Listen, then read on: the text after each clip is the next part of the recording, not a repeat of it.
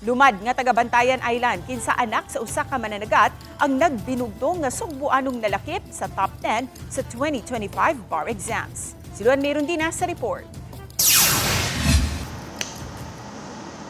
Tuyong nipatawag og press conference ang University of San Jose Recoletos aron mapasidunggan ang ilang produkto sa School of Law nga si Joey Loyloy Umpad kinsa nag-rank 6 sa 2025 bar exams. Ang 37 anyos nga si Attorney Joey lumad nga taga Moambok Island sa lungsod sa Bantayan ug anak sa usa ka mangingisda.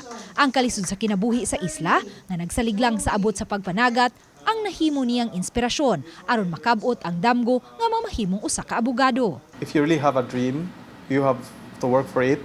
So you have to really find ways to realize it. So for those people in the island, it's not, there's hope. There's hope for you to really realize your dream.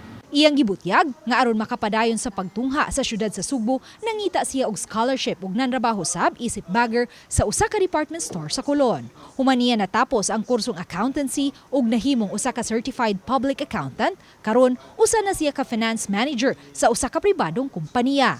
Apan kay wa gayud mabugnaw ang iyang tinguha nga mamahimong abogado, nipadayon siya sa pagkuha sa kursong abogasya. Giangko ni Attorney Joey nga sama sa uban nakasinati usab siya og kalisod sa pagtungha o gipangulbaan atol sa bar exams. Gihimug-atan niya ang kamahinungdanon sa kanunayng pag-ampo. Gani sa wa pa siya ni sugod sa pagtake sa bar exams, gipahinungod niya ang unang 30 minutos sa pagrosaryo aron siya magiyahan. I completely surrender to God in that first 30 minutes and I ask God,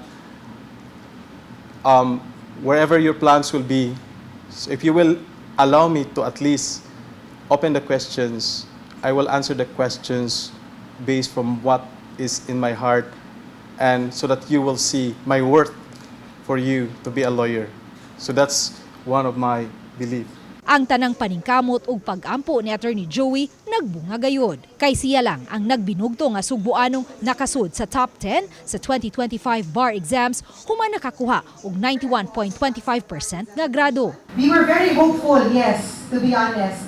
Because like I said kanina, he is our class valedictorian, he graduated cum laude, and very consistent. I think all the faculty members na naadin who are celebrating and equally proud kang Attorney Joey would really agree. May giandam usab nga pahalipay ang tunghaan alang kang Attorney Joey. Gawas ni Umpad, nakapasar usab ang laing 62 ka mga bar takers gikan sa USJR. Samtang ang USJR nalakip usab sa top 5 performing law schools sa Pilipinas ubos sa 51 to 100 first takers. Sa 11,424 ka mga bar examinees nga nikuha sa pasulit niadtong September 7, 10 ug 14, 5,594 lang kanila ang nakapasar. Uban ni Godfrey Rilien, Luan Merondina, Balitang Bisdak.